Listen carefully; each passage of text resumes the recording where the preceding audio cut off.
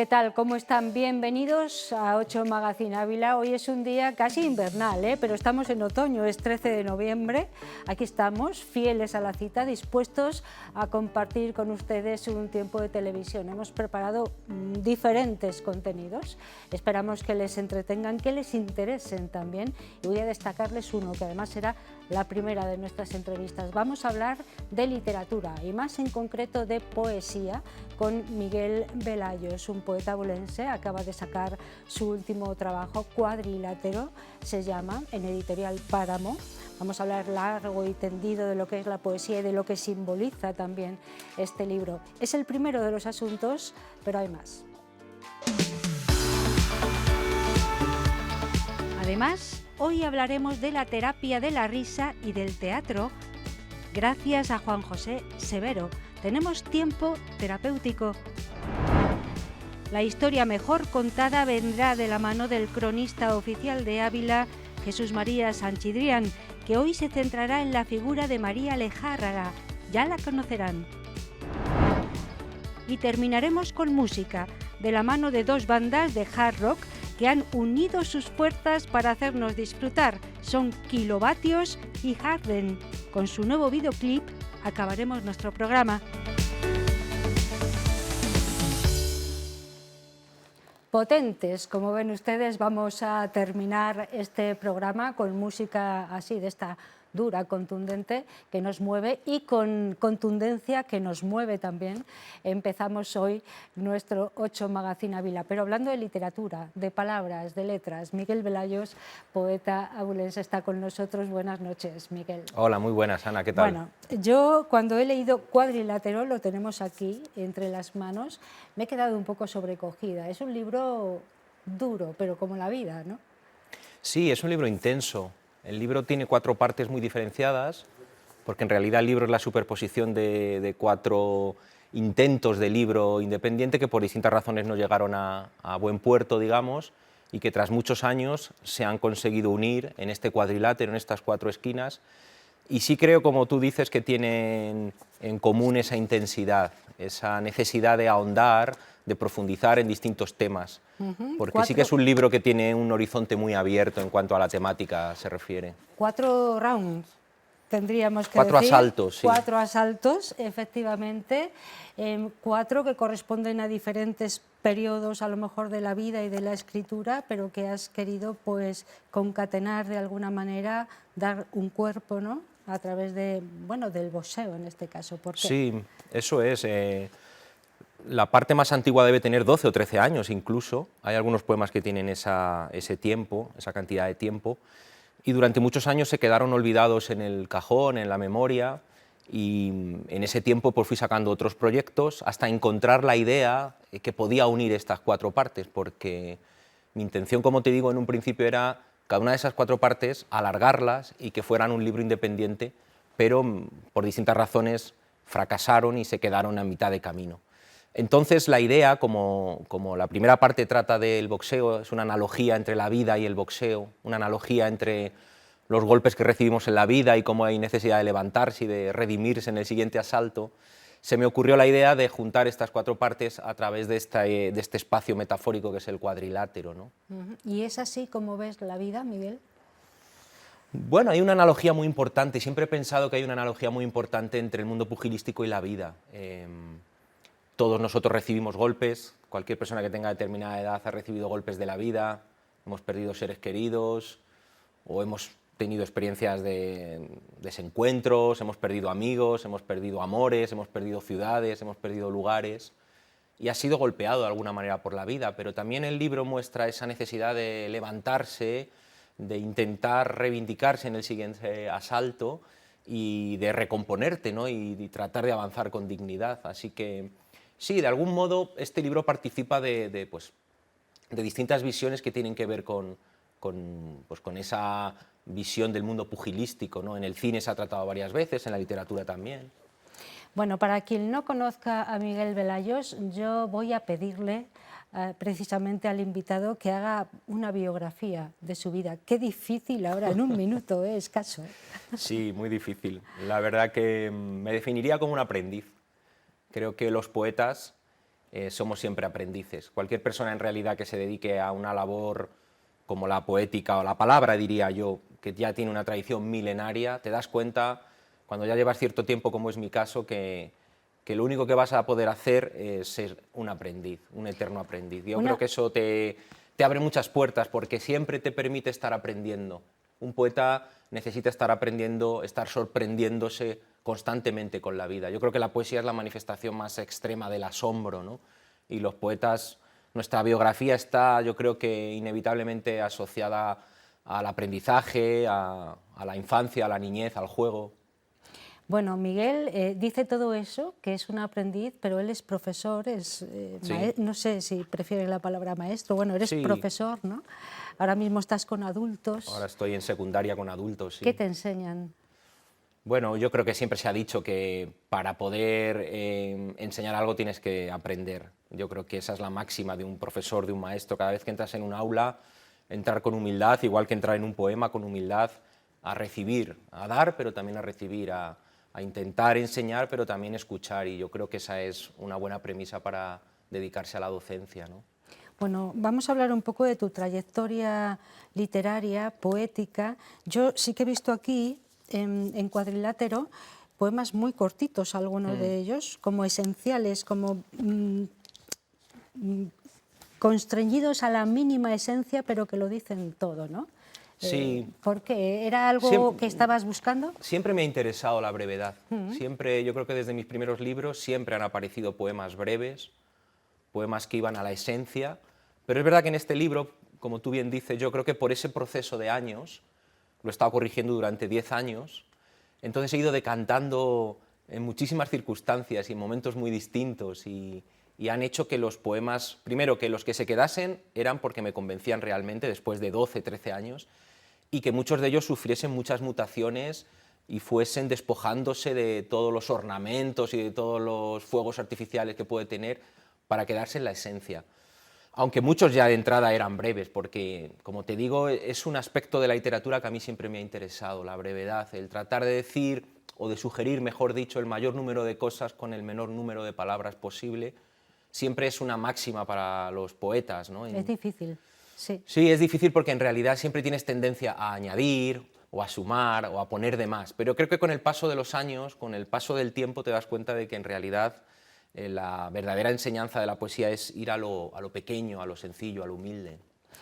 ¿A ti no te da así como cierto, no sé, movimiento de tripas el llevar a quirófano a un poema antiguo, por ejemplo, de hace 12 años y decir, no, esto no, y tal? Y, no sé, te da, no sé, Es un sistema, responsabilidad, es un sistema, ¿no? que yo he aprendido de otros. Sí. Es un sistema muy antiguo, milenario. Horacio decía que un poema, un texto, en realidad, para que decidamos que es nuestro, que es válido, tendrían que pasar unos 9 años, decía él, ¿no?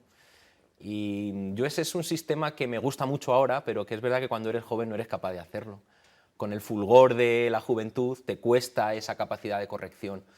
Ahora yo creo que una vez que van pasando los años, como te decía, pues de algún modo es un sistema muy bueno, porque te permite depurar y decantar los poemas, y cuando das a conocer un libro nuevo están ya muy maduros, ¿no?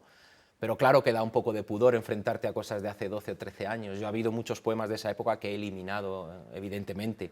Te quedas con lo que de algún modo pasa la criba actual, te convence y es un poco más afín a lo que haces ahora. Cuando dices los he eliminado, ¿los has eliminado o los has dejado ahí en un No, lo que elimino lo borro, ¿Sí? definitivamente. Sí.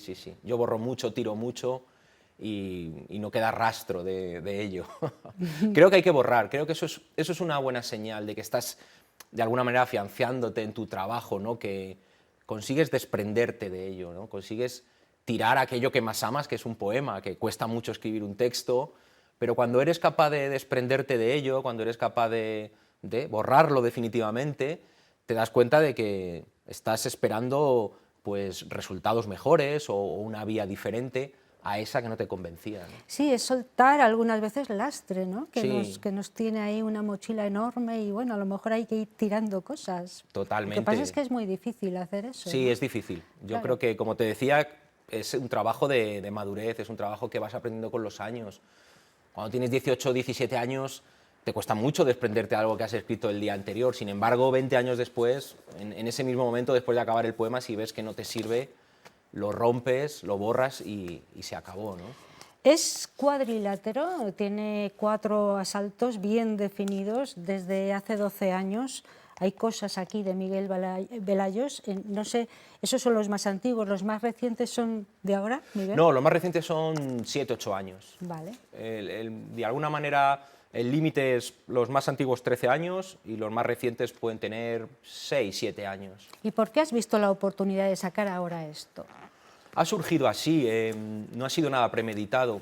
Como te decía también antes, han ido saliendo proyectos en estos 20 años de publicaciones y ha surgido el año pasado, encontré, quizá 2 ya, encontré esa idea de unir estas 4 partes perdidas a través de la imagen del cuadrilátero y ha surgido en estos momentos, o sea que no ha sido nada premeditado, sino que es una conjugación de que el libro esté terminado, más los tiempos de la editorial y surge ahora.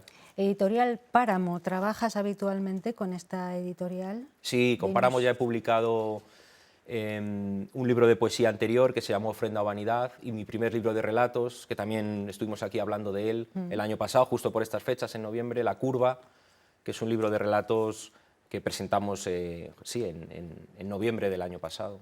¿Y dónde te encuentras más cómodo, literariamente hablando, en el relato, en la poesía? No sé si has emprendido alguna novela o algún proyecto así más... Me encuentro cómodo en esos 2 terrenos. Sí. Creo que al final uno va encontrando el género en el que se encuentra más a favor de su propia naturaleza, por decirlo de algún modo.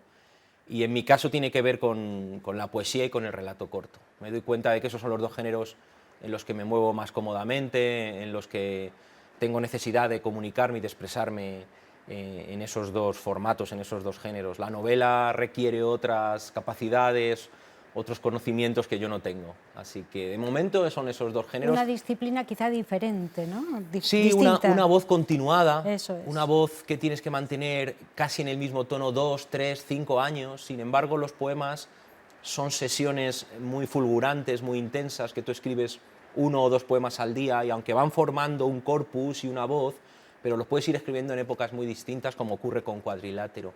Sin embargo, la novela requiere una constancia, es una carrera de fondo, ¿no? Y diríamos que la poesía y el relato corto son carreras de media distancia o incluso sprints, ¿no?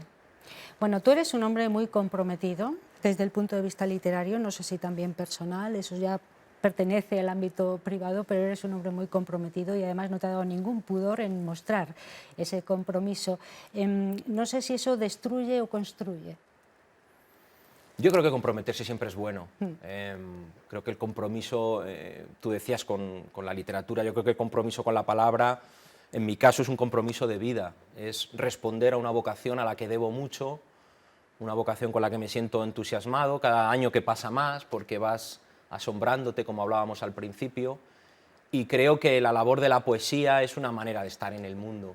No es algo que hagas en ratos libres, ni es algo a lo que te dediques los fines de semana, sino que es un compromiso vital, es un compromiso existencial, es la forma en la que tú miras el mundo, la forma en la que te manejas en el mundo, la forma con la que te relacionas con los demás, y eso impregna tu espíritu, eso impregna tu manera de ser. ¿Piensas en verso?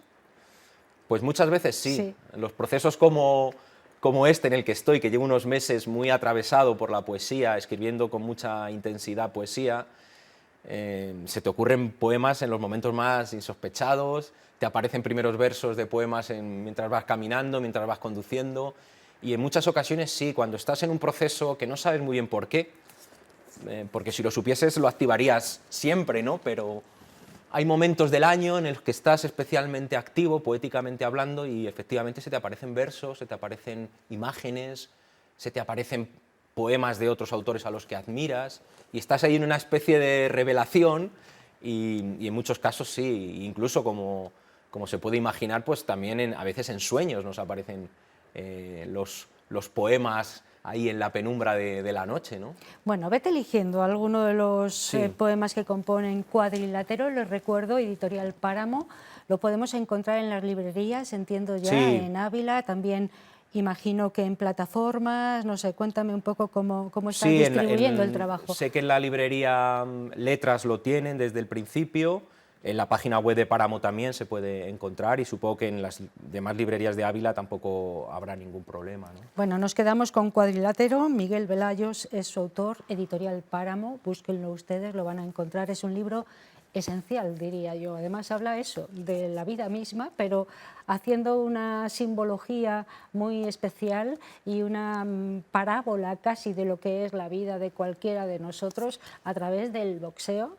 Hay poemas muy contundentes, muy duros, hay otros muy breves pero muy expresos, explícitos, y mientras Miguel busca algo yo voy a preguntarle ¿en qué estás ahora que estás tan obsesionado, poéticamente hablando?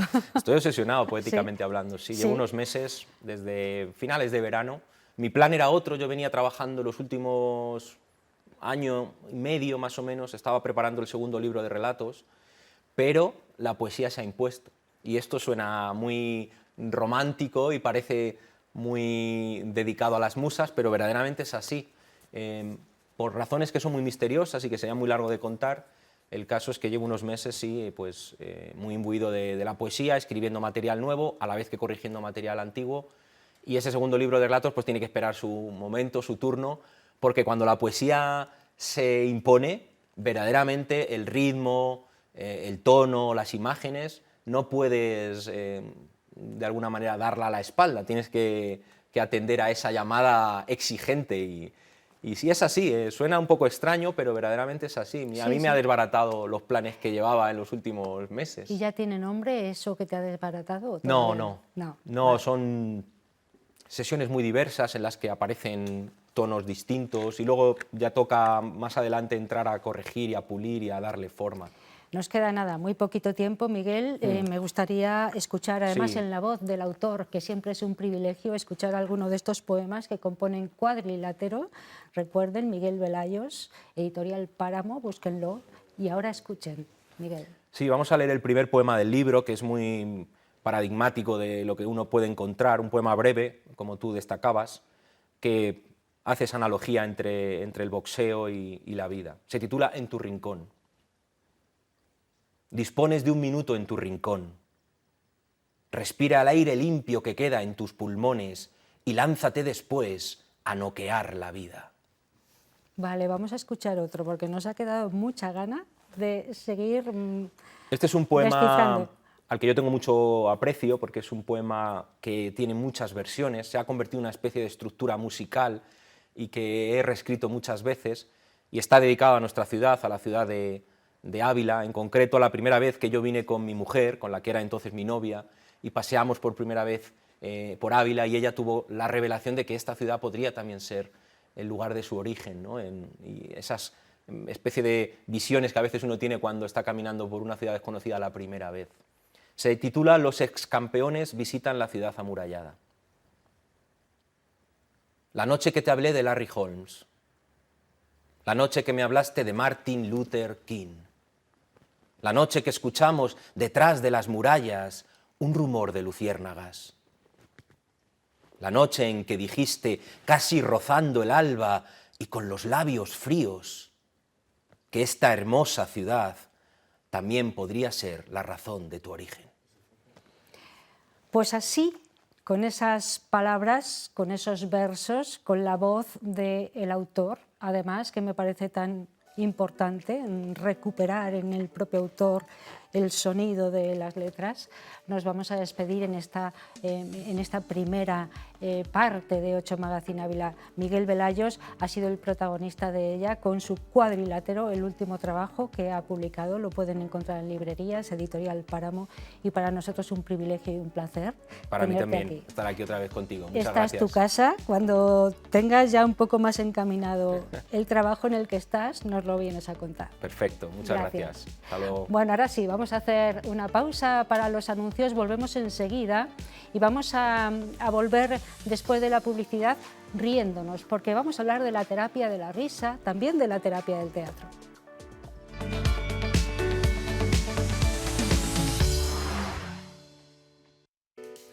Ya estamos aquí, estábamos así bailando, ¿eh? La cabecera es animosa y además tenemos ahora una sección en la que vamos a hablar de terapia de la risa, terapia del teatro, del arte en general. Bueno, Juan José Severo es actor y es director de teatro, yo creo que conocido de todos los abulenses y allende fronteras. Buenas noches. Buenas noches. ¿Qué tal estamos? Bien, gracias Ana, muy bien. Allende de los mares, ¿vale? Sí. Bueno, tenemos un 8 Magazine Ávila hoy muy creativo, muy artístico, Sí. y ahora nos apetece reír un poco, Juanjo. Y tú nos Pues ayudas. habrá que contratar a un humorista que yo no... Bueno, no teníamos por aquí ninguna nariz de Sí, payaso, ya. tal, se nos ha olvidado, pero bueno, en sí, yo he de decir que tú siempre has luchado por la risa como Sí, una sí, forma sí, de sí. vivir, ¿no? Me parece Sí. importante, ¿no? Sí, fíjate que yo siempre digo, en mis talleres, cuando doy talleres, empiezo a dar un taller de risoterapia y explico qué es la risoterapia y tal, y digo, a mí me pasó, claro, llevo con el tema de la risoterapia hace muchos años, ¿no? Muchos años, pero me pasó que cuando escuché por primera vez la palabra risoterapia, dije, pues voy a ver qué es esto. Entonces me informé, tal, estuve leyendo y digo, anda, si esto lo llevo haciendo yo toda mi vida, solo que no sabía que se llamaba risoterapia, ¿no? Porque yo también he trabajado no como humorista, pero sí como animador, soy actor, cómico, comediante, etcétera. Y entonces he utilizado en cursos, en talleres de teatro, etcétera, el tema de la risa como algo fundamental. Y ya cuando, digamos, empecé a descubrir qué era exactamente lo que era la risoterapia, pues entonces ya me formé, hice cursos y desde entonces no lo he dejado. Y ahora ya digo, bueno, es que yo hago risoterapia.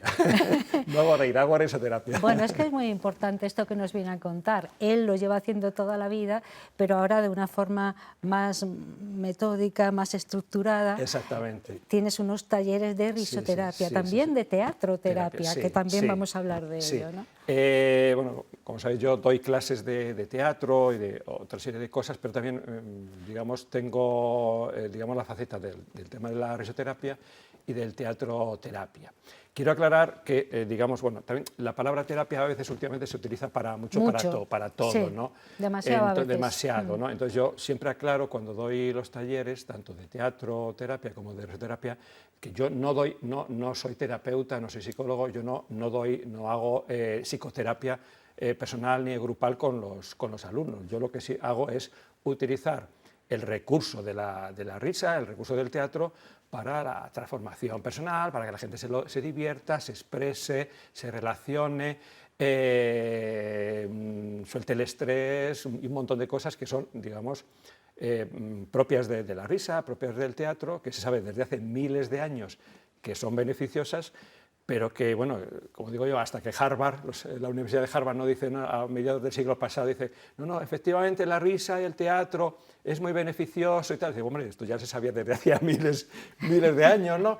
Pero bueno, está bien que científicamente se venga a demostrar Se avale, que esto, exactamente, claro. se avale que esto es bueno, ¿no? Bueno, mientras hablamos vamos a poder ver algunas imágenes de algunos talleres Bueno, de miedo me da. risoterapia. Además son de hace algunos años ya, pero ahí estabas haciendo a la gente eso, desinhibirse, Exactamente, que es tan sí, importante, ¿no? Ahora lo vemos Sí, según sí, me sí, vas sí. hablando, porque ¿cuáles son un poco las técnicas que Bien. utilizas? Hay mucha variedad, es decir, yo no tengo una línea determinada, sino que utilizo varias técnicas. Por ejemplo, una parte que utilizo es técnicas de todo lo que tiene que ver con la expresión, con movimiento, hay cosas que vienen del mundo del teatro, de la mímica. Ahí estamos viendo Sí, esas imágenes que yo decía. Bueno, sí. venga, Pues, sigue. por ejemplo, estas imágenes vienen del yoga de la risa, que se llama, ¿no? Que también a mediados, finales del siglo pasado, el doctor de la India, el doctor Madan Kataria, desarrolla, una persona que era un médico pues, de la India, muy, digamos, influenciado sobre todo por cómo vivía la gente en su entorno, la tristeza, vivían muy mal, y entonces ideó lo que se llama los clubs de la risa, el yoga de la risa, y utilizaban técnicas como esta, técnicas que utilizan de respiración, de movimiento, y fíjate, casualmente, él había hecho teatro también, este doctor, y entonces también utiliza cosas del mundo del teatro para que, sobre todo a nivel grupal, como estamos viendo, porque la risa es contagiosa, entonces mejor tú te puedes reír tú solo en casa, pero si estás en grupo es que es una explosión. Exactamente, es una explosión, tú lo dices, ¿no? Entonces todo lo que sea en grupo hace que la risa explosione y funciona mucho mejor, ¿no? Entonces yo utilizo técnicas diversas, desde técnicas del yoga de la risa, del Madame Kataria, dinámicas de la risa, risa aeróbic. O sea, yo siempre digo que una clase de risoterapia, o llamémoslo como queramos, de dinámica de la risa, es como una clase de zumba, de aeróbic, en la cual la gente se está moviendo, está haciendo cosas. Yo no voy a contarles chistes, yo no soy un humorista en el sentido de que yo voy a contarles chistes, sino que yo propongo una serie de juegos, de ejercicios, que son fundamentalmente de físicos, de desinhibición, de movimiento, de relación, y a partir de ahí pues se provoca la risa. Y una persona, por ejemplo, que tiene un muy mal día y dice, voy a ver si en la risoterapia me va bien la cosa y tal, y ve que no se engancha.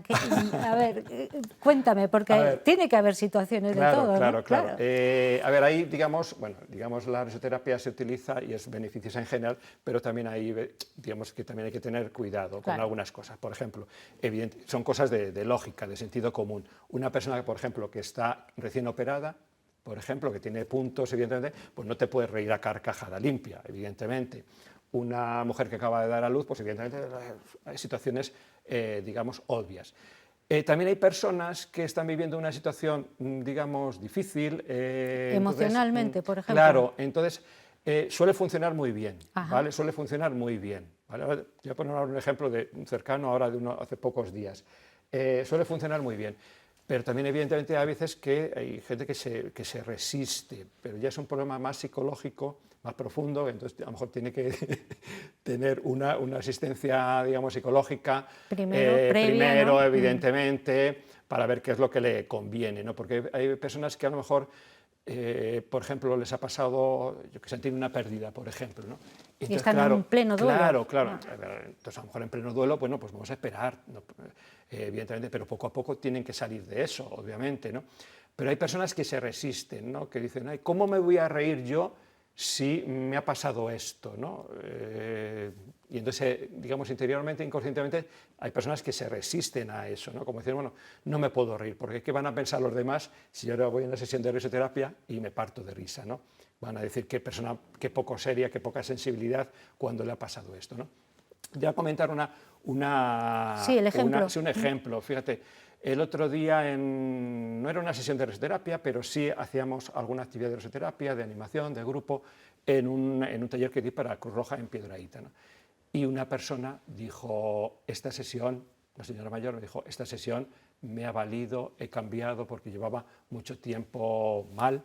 Y entonces, bueno, quiero decir que esto transforma en general, pero obviamente puede ocurrir que haya gente que se resista, ¿no? Ya, bueno, tampoco tiene uno que forzarse demasiado, ya está, esto es natural. A mí te digo que no se me ha dado el caso, claro, pero puede ocurrir, sí. ¿No? Hay que tener cuidado. Risoterapia y teatroterapia, ¿qué concomitancias tienen ambas pues vamos técnicas? A ver, en ambas hay una cosa que siempre digo, es que, como he dicho antes, tanto la risa y el teatro no son patrimonio de nadie, ¿vale?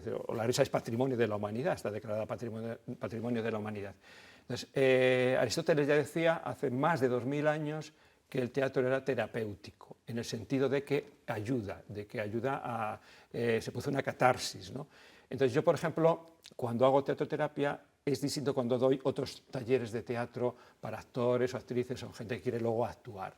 En el teatroterapia lo que se quita es, digamos, la parte, digamos, a decir, entre comillas, artística, en el sentido de que luego no hay una actuación final de curso. Bueno, la puede parte haberla. Profesional, podemos Exactamente. decir. Vale. Entonces, quitamos eso y simplemente utilizamos los recursos, ejercicios, dinámicas que hacemos para el entrenamiento actoral, pero sin la presión de que luego tengas que actuar, ¿no? Entonces, esa es la parte, digamos, para que la gente sea capaz de expresarse, de relacionarse, de cambiar, etcétera. Esa es la parte que sirve, ¿no? Sin el agobio, porque hay gente que dice, ay, yo actuar ante el público eso no, pero bueno, pero podemos utilizar determinadas cosas del teatro sin que tengas que actuar ante un público en un escenario, etcétera, pero podemos usar técnicas que te van a servir para conocerte, para relacionarte, para muchas cosas. Eso es, digamos, entre comillas, lo terapéutico, es decir, que se utiliza a veces mal, pero bueno, esa es la cuestión. Vale, y hay una relación bastante estrecha entre la risoterapia o la risa como terapia y el teatro como terapia. De hecho, hay muchas cosas, muchos ejercicios que hacemos que vienen de risoterapia, del mundo del teatro, y muchas cosas que hacemos en el teatro que vienen de la risoterapia, o sea que ambas cosas están muy unidas, ¿no? Bueno, cuéntanos aquellos espectadores que ahora estén diciendo, oye, pues me interesaría, ¿no? Probar o participar en una clase, en un taller de risoterapia o de teatroterapia. ¿Qué tienen que hacer, Juanjo? Pues mira, en este momento hemos abierto un grupo de risoterapia y otro de teatroterapia en el espacio intergeneracional Eduardo Ortega, que está en la Avenida Inmaculada número 44, perdón. Y los viernes por la mañana tenemos un taller de risoterapia y otro de teatroterapia. Luego también, en otro aspecto, para el programa de mayores del Ayuntamiento de Ávila, también voy a dar varias sesiones este mes de noviembre y diciembre, tanto en el centro, dos centros de mayores del Ayuntamiento. Claro. También que se informen en el Ayuntamiento, pero bueno, también lo nuevo, digamos, es lo que voy a iniciar ahora en el espacio intergeneracional Eduardo Ortega, en la Inmaculada, donde vamos a iniciar, ya hemos iniciado estos dos grupos. ¿Y hay están plazas funcionando, sí, todavía hay plazas, todavía? pero está funcionando muy bien, y si hubiera más demanda, pues ampliaríamos, ¿no? Pero de momento está funcionando ahí. ¿Qué tipo de personas acuden a...? Pues mira, de todo tipo, de gente joven, Hablabas gente de personas mayor, mayores. Sí, gente mayor, gente adulta, gente mayor, pero también gente joven, ¿no? Hay veces que vienen gente que directa o indirectamente vienen recomendadas por su psicólogo, etcétera, para como diciendo, venga, esto te va a venir muy bien. Entonces, aunque nosotros no hacemos la terapia de un psicólogo, evidentemente, eso no es cosa nuestra, no es cosa mía, pero sí lo que es la actividad en sí le va a ayudar, porque ayuda, se lo pasan muy bien, se divierten, se relacionan. Bueno, por ponerte un ejemplo, muchas veces cuando vienen los padres o gente que manda a sus hijos a teatro o gente que viene a hacer teatro, en general, no digo ya de teatroterapia, sino en general, me dice, bueno, es que mi niño o yo soy muy tímido y tal, entonces el teatro me viene muy bien y tal, o le va a venir muy bien el teatro. Y yo siempre digo, yo tengo la duda de si el teatro en realidad te quita la timidez, lo que te quita la timidez es la relación con el estar en una actividad grupal, ¿no? El teatro, evidentemente, es beneficioso, la risoterapia, pero yo siempre digo, lo bueno de esto es que estás en relación con otra gente, ¿no?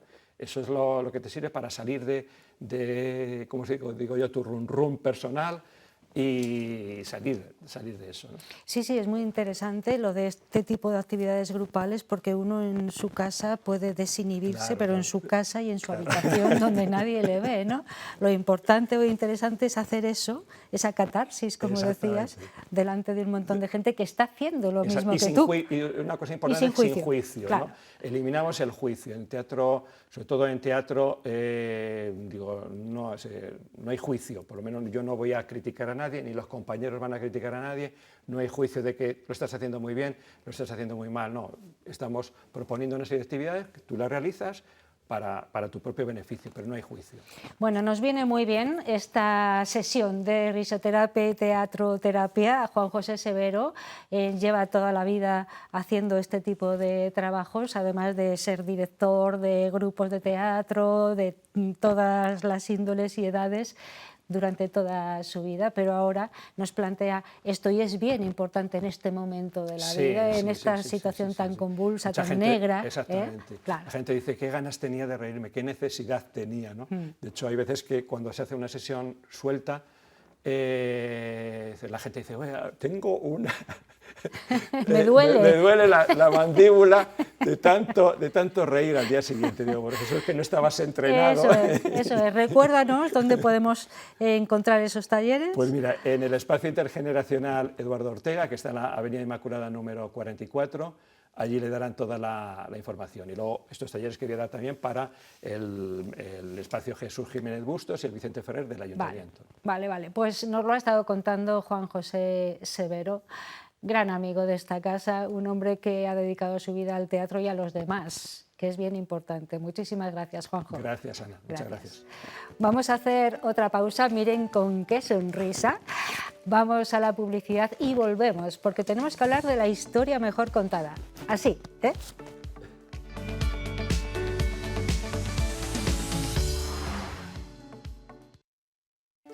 Bueno, pues aquí seguimos en un día que es casi invernal. Mañana va a mejorar un poquito en cuanto a temperaturas, ¿eh? Ya les hago un avance así meteorológico en 8 Magazine Ávila.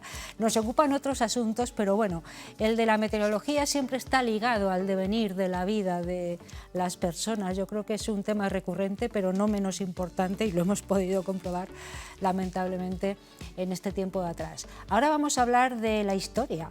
Y la historia mejor contada es la que nos viene de la mano, de la voz y de las crónicas que nos hace el cronista oficial de Ávila, Jesús María Sanchidrián. Buenas noches, Jesús María. Muy buenas noches. Gracias por aceptar otra vez la invitación de 8 Magazine Ávila para más o menos una vez al mes venir aquí a contarnos cosas que no sabemos muchas veces, ¿eh? Sí. Efectivamente, y además las cosas hay que contarlas y repetirlas, porque a veces uno cree que todo el mundo sabe lo que cuenta y resulta que no. Siempre hay alguien que se sorprende, lo cual es gratificante, ¿no? Que se sorprende de que hables de algún acontecimiento, de algún personaje, de alguna cosa que no se conocía y que es lamentable que no se conociera, pero que nos alegra, efectivamente. Y aparte de eso, lo mejor es compartir estas cosas, ¿no? Para eso estamos aquí, para compartirlas y todos disfrutar de ellas. Claro que sí, nosotros contribuimos un poco a que se puedan compartir todas esas historias, porque hoy vamos a hablar de un personaje prácticamente desconocido para la gran mayoría. Hemos de decir que siempre hablaremos de cosas vinculadas con Ávila de alguna manera, de cosas o de personas o de personajes. Es el caso de María Lezárraga, escritora, ¿no? No era abulense, pero sin embargo su vinculación con Ávila ha sido importante. O sea, se trata de María Lejárraga García, fijaros, que nació hace 150 años, 1874, que murió hace 50, en 1974, se vivió casi 100 años, y que fue un personaje, fue una mujer vinculada estrechísimamente con el movimiento feminista del primer tercio del siglo pasado, que se dedicó a escribir dramas, poemas, novelas, ensayos, y que firmaba con el nombre de su marido.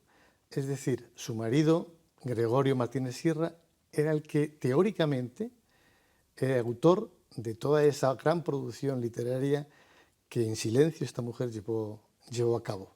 Como hasta tantas, claro. Hasta que recientemente, hasta que hace unos años efectivamente se reivindicó la autoría de esta mujer, que tenía una personalidad propia, y que es curioso porque aunque como escritora, como autora, firmaba con el nombre de su marido, Gregorio, como activista feminista y como activista política y social durante la República, porque fue diputada por Granada, firmaba como María Martínez Sierra, que era el apellido del marido. Y la paradoja es que una mujer tan reivindicativa con el papel de la mujer, pues no sé... Se doblegara de esa manera. Firmara de esta manera toda su gran producción que tuvo, y que en teatro, bueno, pues Ávila fue el escenario de muchas de las representaciones de sus obras, precisamente. Claro, vamos a ver la vinculación que María Lejárraga tenía con Ávila. Lo vamos a ver mientras también podemos ir visionando imágenes de esta mujer, imágenes de la época que son fotografías siempre preciosas, ese color sepia, esos tonos, esos peinados, ¿no?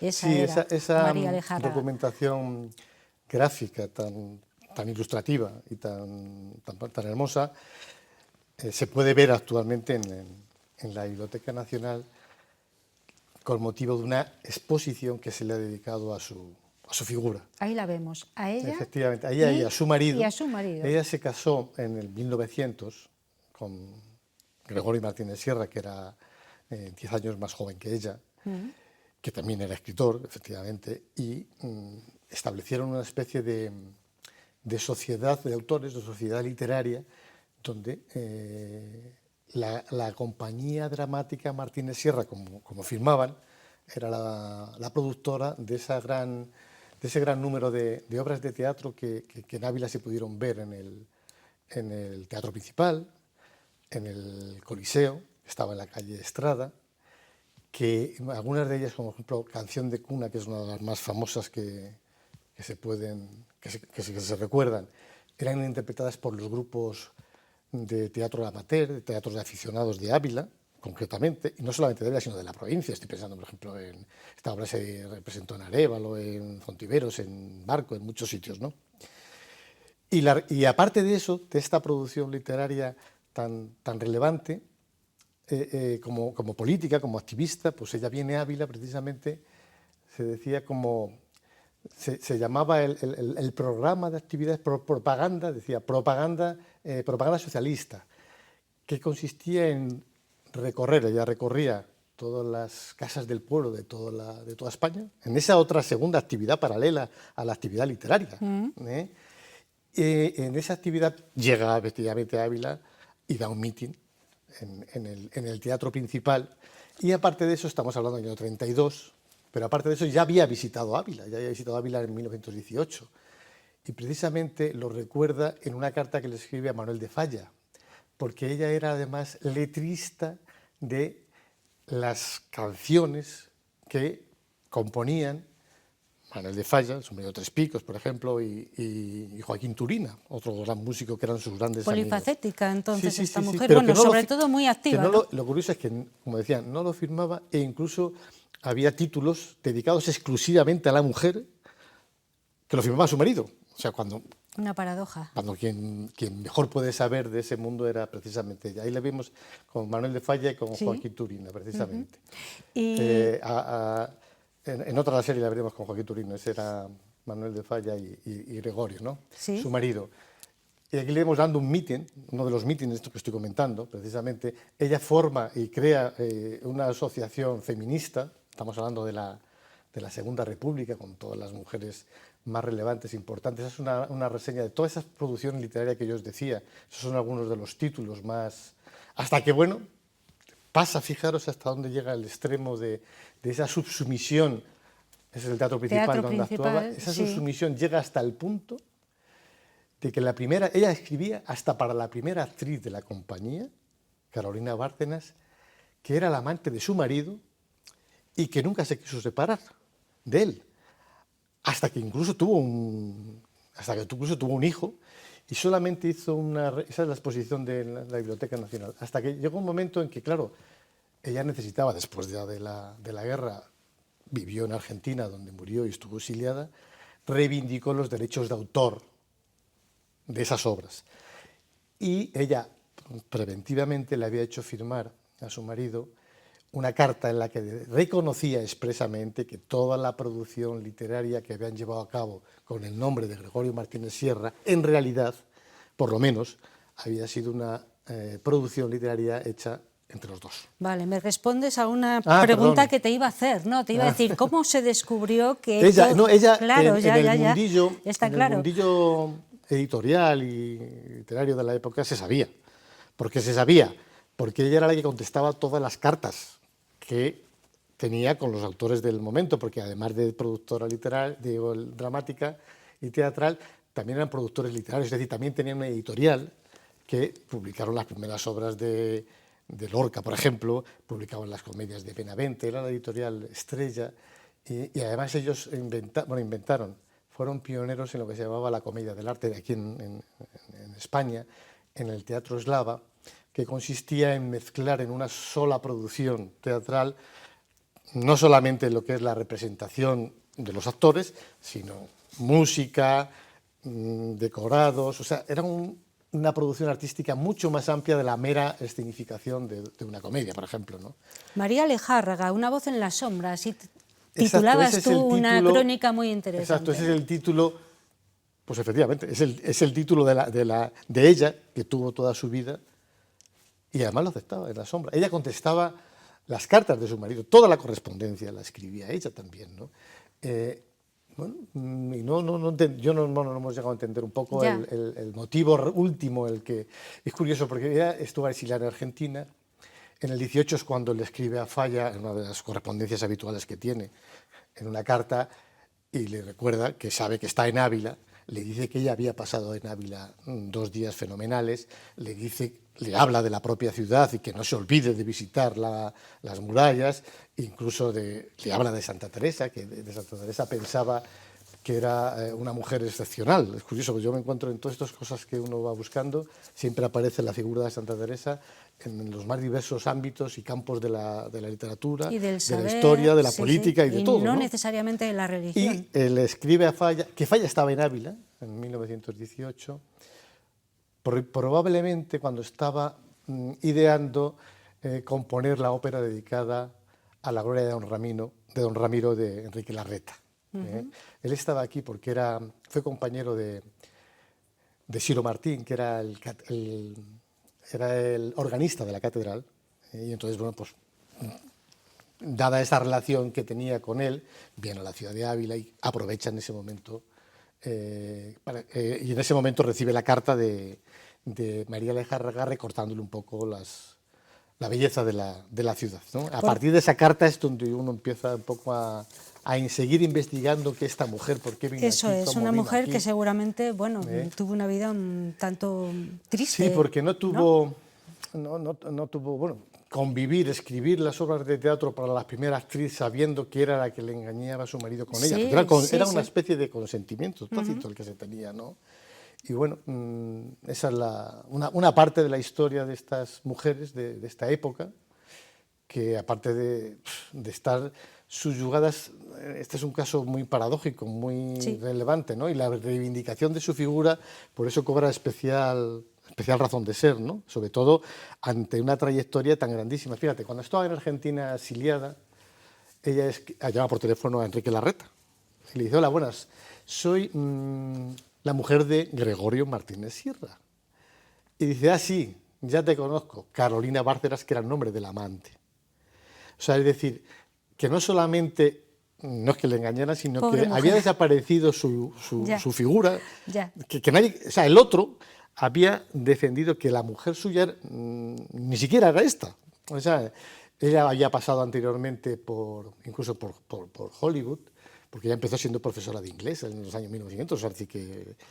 Y en Hollywood le pasó el guión de La dama y el vagabundo a Disney, que no se lo admitieron, y luego apareció la película de La dama y el vagabundo, que es Ya. la que ella considera que era un plagio de sus primeros su- guiones, de ¿no? su guión. Luego ya se desplazó hacia Bueno, Argentina, que es donde ella vivió. Es la vida de María Lejárraga, una vida, bueno, pues bastante amarga, por lo que estamos conociendo gracias al cronista oficial de Ávila, Jesús María Santidrián, que se ha fijado en este personaje, por lo Sí. que tiene de paradójico y de actual también. Y de hemos actual de sí, y decir. porque, como has dicho al principio, por esos nexos de unión porque sus obras de teatro se han visto en Ávila, se han representado en Ávila, porque ella ha estado aquí y ha admirado la ciudad, porque ella ha sido propagandista, como decía, política aquí, porque ella ha defendido aquí, y en alguna de sus novelas, por ejemplo, La guía sentimental de Granada, introduce algunos diálogos donde aparece Santa Teresa. Entonces, todo ese tipo de elementos que se van uniéndose, bueno, pues nos hacen un poco acercarnos a su figura y por la relevancia que tiene en la historia de la mujer, en la historia del feminismo y en la historia de la literatura, en definitiva. Y porque ahora algunas de esas fotografías que hemos podido ir viendo mientras hablábamos están expuestas Exacto, en la y se Biblioteca pueden Nacional. contemplar. La carta ¿no? esa que decía, ¿Dónde has dicho? En la Biblioteca Nacional es en donde Madrid. Vale. Hay otra exposición paralela también de Colombine, se llama, Carmen de Burgos, que era otra mujer también muy de la misma época, que era otra feminista y otra escritora también de su misma época, también reivindicativa con el movimiento social y cultural de la época. En el caso nuestro es todavía, también se fija esta otra mujer, Carmen de Burgos, en Santa Teresa, como no podía ser menos, pero en el caso de María Lejárraga es el hándicap de haber sido una mujer que no ha firmado nunca con su nombre, y ahora últimamente sí que se está reivindicando y ya han aparecido publicaciones y estudios y artículos que hombre, reivindican efectivamente su papel en la historia de la literatura y la historia social de España, evidentemente. Pues por eso hoy queríamos traer aquí a esta figura, la de María Lejárraga. Lo ha hecho Jesús María Sanchidrián, nos ha hecho entender mucho mejor algunos momentos de los episodios de esta historia nuestra que, bueno, para las mujeres no fueron del todo fáciles, aún siendo mujeres activistas y feministas como María. Muchísimas gracias Jesús María, nos vemos dentro de un tiempito, antes de Navidad, si puede ser. Muy bien. Y hablamos de otra cosa, ¿te parece? De acuerdo, muy bien. Venga, Venga, muchas gracias a gracias. vosotros. Bueno, hacemos la última pausa para los anuncios y enfilamos esa recta final, ese último bloque que hoy va a ser musical. Tendremos aquí a los componentes de dos bandas importantes que se han fusionado para hacer un videoclip con el que luego vamos a terminar y que seguramente que les mueve porque es contundente, hard rock.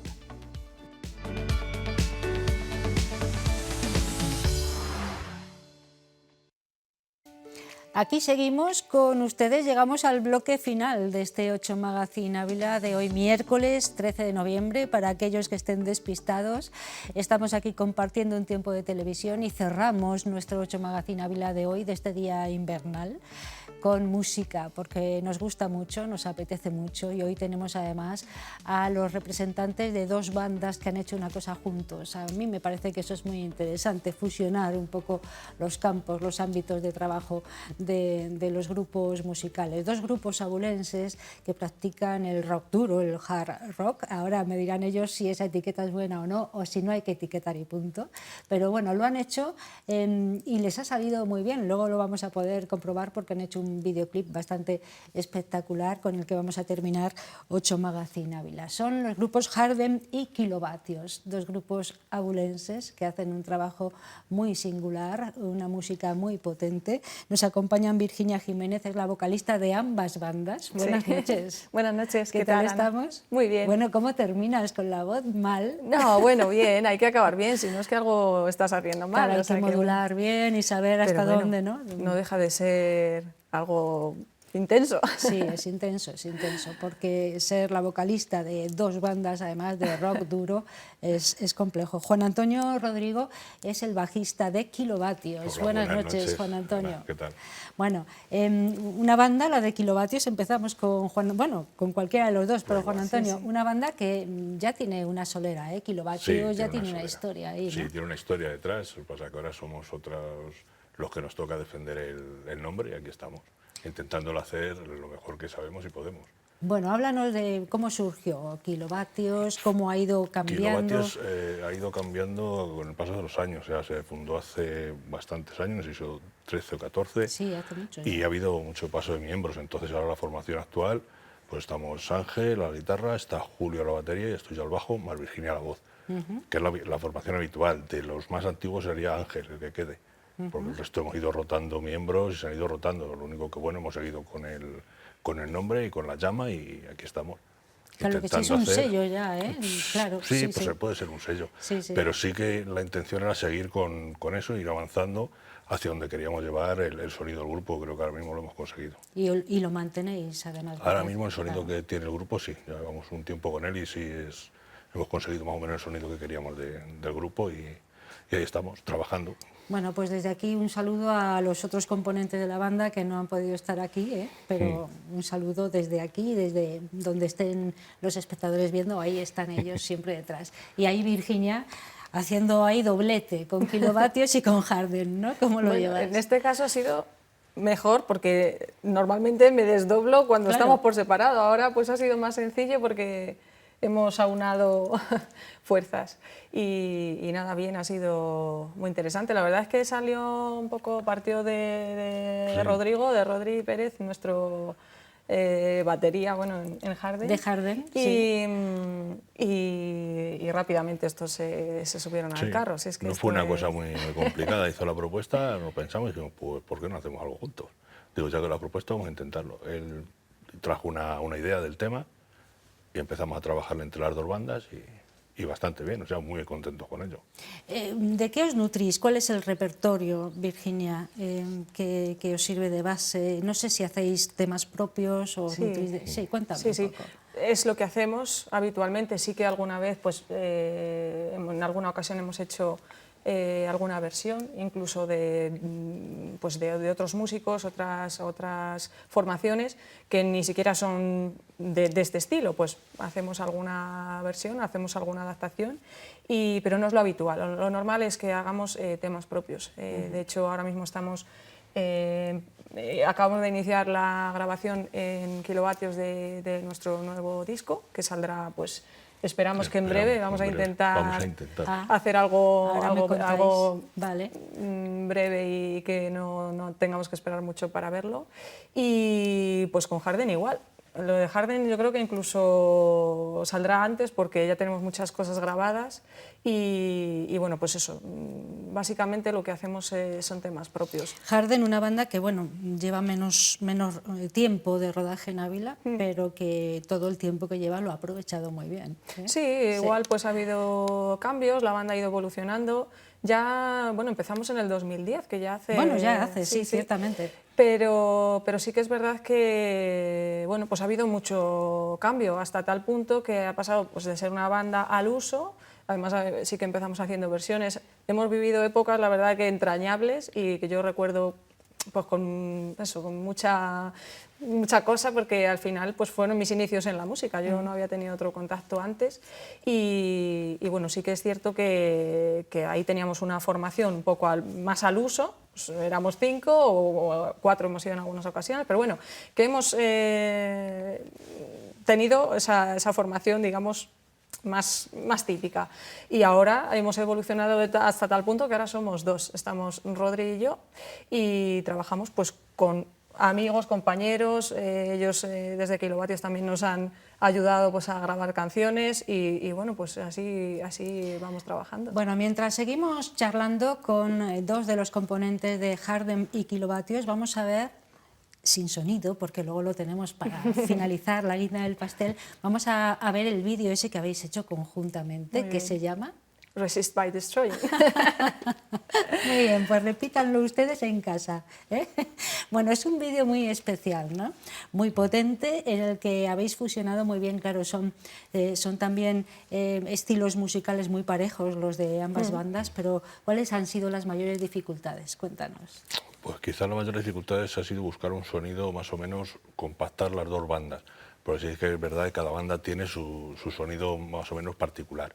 Entonces, compactar eso ha sido quizá lo más difícil, porque luego la verdad es que el trabajo ha sido fantástico, porque todo iba como rodado. O sea, es que ha sido ponernos a trabajar, iba como rodar la cosa. O sea, esto, y en poco tiempo hemos tenido el tema. Lo más complicado ha sido eso, buscar el sonido que queríamos de las dos bandas, que sonaran las dos bandas. ¿Quién es el ideador del tema, quiero decir, el compositor? ¿Quién ha aportado más o ha sido un poco entre todos? No sé. Yo creo que la idea nace de Rodri Pérez, y luego a partir de ahí, con esa base que Rodri nos pasa, cada uno vamos aportando nuestra parte, nuestra manera de hacer las cosas o de sonar de una manera, porque aquí lo que sí que tenemos claro, en Kilovatios lo tenemos muy claro, que somos 4 componentes y es parte de los 4, todo lo que suena ahí es parte de los 4, cada uno pone su parte, no llegas con un tema y dices esto va así, no, cada uno mete su parte, y esto también en este momento pues ha sido igual.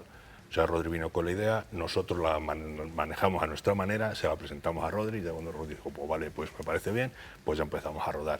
Pero claro, tú puedes tener una idea, pero si a mí me pasas una idea que no te cuadra, lo que yo hago, pues es complicado, pero sí, ya digo que surgió muy, muy rápido.